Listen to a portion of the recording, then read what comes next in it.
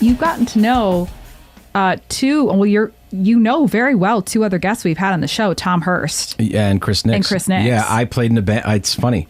When I first moved to Gainesville, I was scared to death. I mean, like after Exploding Boy ended, that was all I knew since I was 15, 14.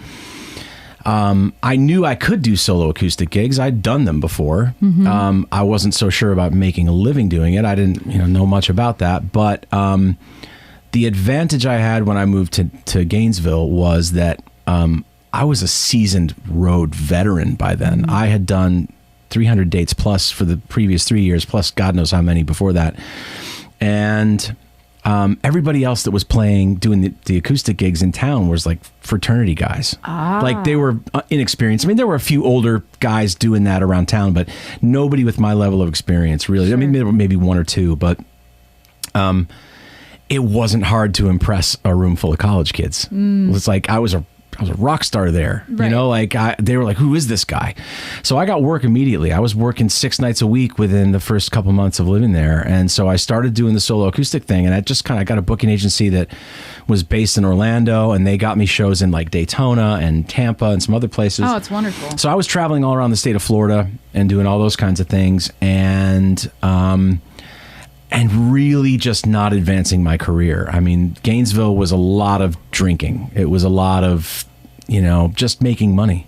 Yeah. And not and spending money? Yeah. I mean, I don't know how many, I wish I could tally up the amount of free alcohol that I had over the 13 years I lived in Gainesville. It's probably in the tens of thousands of dollars. I'm not kidding. It used to be to the point where I would walk in a bar, and if I knew the guy or girl and they saw me at the door, by the time I made it to the bar, there was whatever drink of choice I was drinking that particular week. It changed weekly, and a shot of choice ready to go. And it just went from there.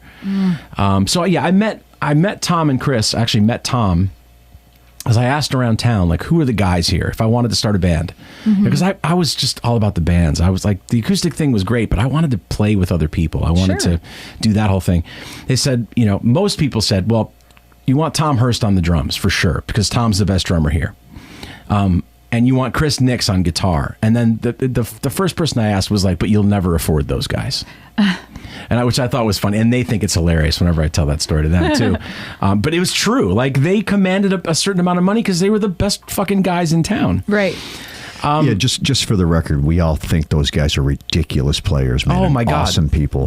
Tom and Chris are guys who could literally play with anybody on planet Earth. No joke. They could get thrown in Peter Gabriel's band and hang just fine. And that's saying a lot. Yeah. Anybody. I would agree with that. They're both very talented and very committed to their craft. They have so much experience. And I don't know, I'm sure they work for it, but it just seems to ooze out of them. Yeah. And they let me be in their band. Honestly, Tom and Chris have been probably my biggest cheerleaders here since I moved to town. And it's still very moving for me. I mean, it's, Tom and I've had conversations recently where, I'm currently looking for a gig, and Tom has been kind of trying to help me, in that area, and Chris as well. But those guys are, they're my brothers, just like the Exploding Boy guys are my brothers, and just at a different time. Yeah, and to the fact that they both think so highly of me blows me the fuck away. I don't, I have to get better. Tom has yelled at me in the past for not owning it. I know I'm very good. I have to be. If I'm not, I wouldn't have been doing it this long if I wasn't. Yeah, I was going to say, you've gotten a lot of opportunities thrown your way. Yeah, I mean, it's, and that just doesn't happen. At a certain point, you have to know that it's not an accident anymore. Okay, so I'm getting better about owning that. I'm getting better about being more kind to myself. This is just I'm squirming right now because it's very very hard for me.